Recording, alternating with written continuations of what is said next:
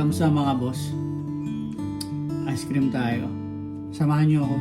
Magluluto tayo na sinigang na baboy mga boss.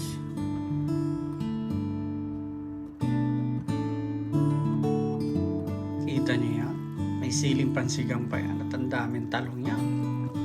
Luto na ang ating sinigang na baboy mga boss. Kain na tayo!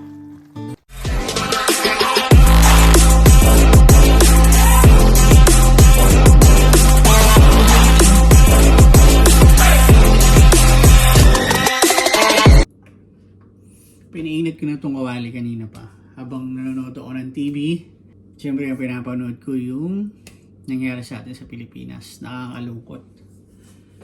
Ay, aksidente mga boss.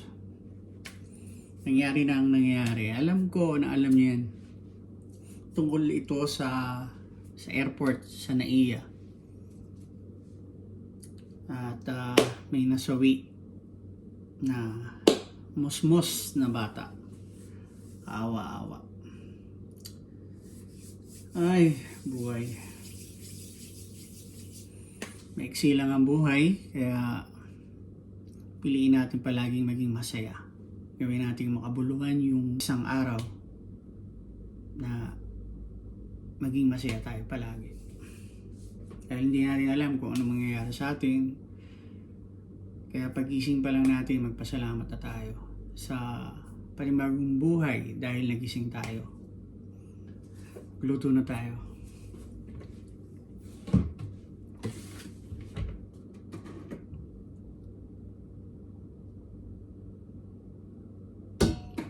Yung tatay pa naman ng bata ay isang OFW.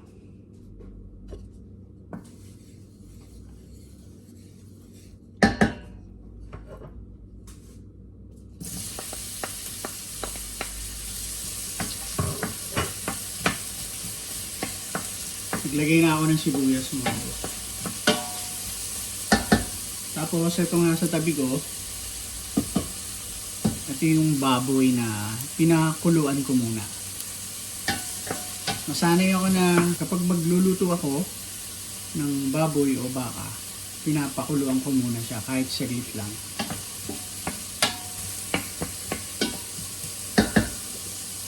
Ilang beses ko siyang pinaulit-ulit panoorin yung nangyaring aksidente yun. Talagang kita mo dun sa driver ng SUV na hindi niya intention yung nangyari yun. Sunod natin yung ating kamatis. Nakikita niyo ba yung katabi niyan? Siling pangsigang yan.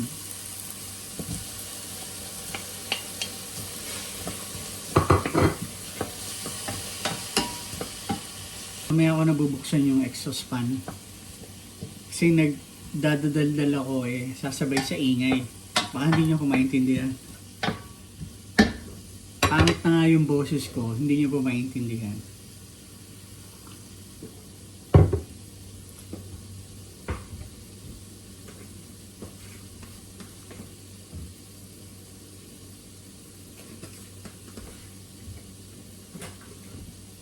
At hindi lang yung sa NAIA yung nangyari. Meron pa sa bus naman, bus. Na ganun din. Ilan din yung nabangga. Kasunod-sunod, nagkatatama-tamaan sila. At may nasawi ding buhay.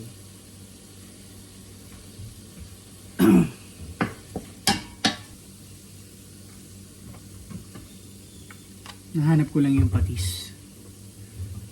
Ang nasa bukana, toyo. Ito yung patis. Aray. Ilagyan ko na siya ng paminta. Konti lang kasi si Mrs. hindi masyado mahilig sa paminta.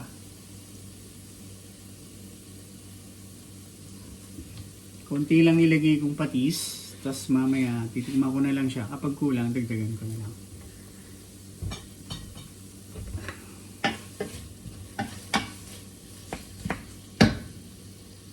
Bigla na lang nagbubukas yung isang ilaw at kuya na kukurap-kurap na. Papalitin na yung LED light na yan.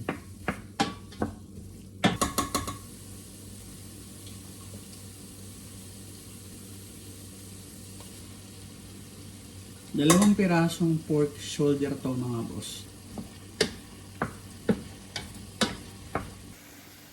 Ayan.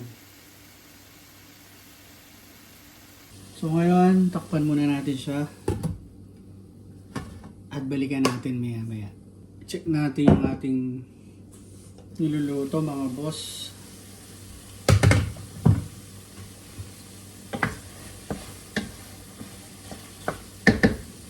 Lagyan na natin ng sabaw.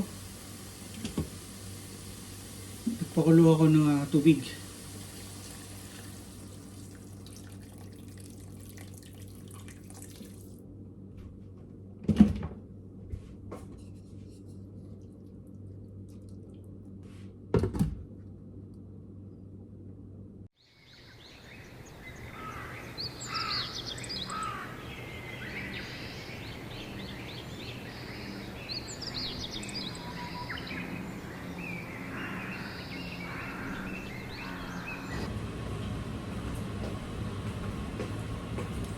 Wow. Naan natin at kulong-kulo na.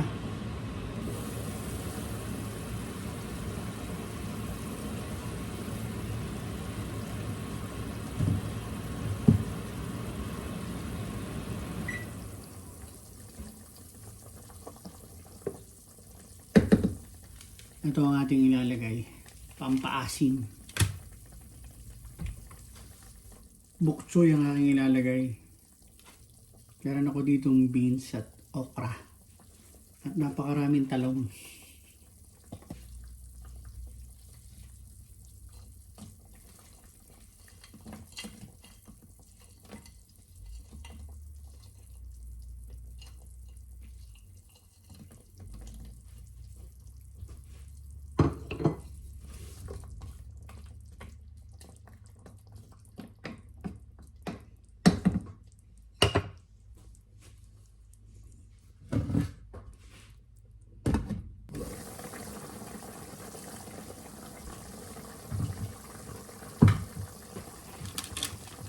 Yan natin yung ating pampaasim.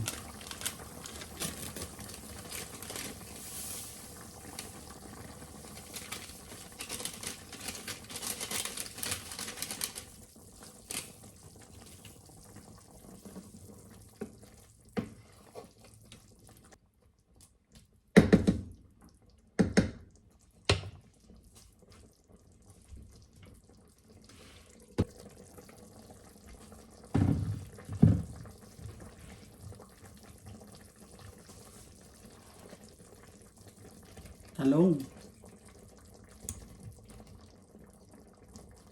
Dahil mahilig tayo sa talong, dunamihan natin yung talong.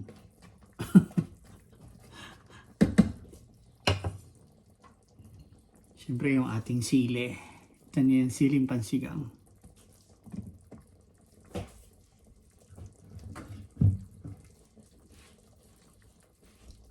Pakita ko sa inyo. Kita niyo yan? May siling pansigang pa yan at ang daming talong yan.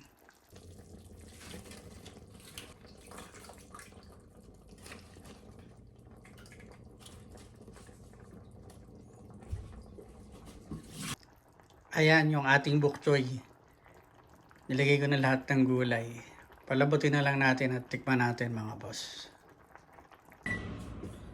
Tikman na natin syempre.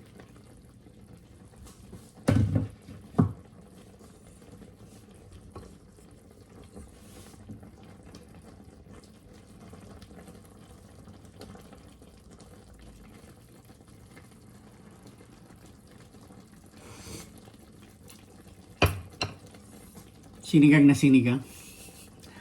Panalo mga boss. Luto na ang ating sinigang na baboy mga boss. Kain na tayo.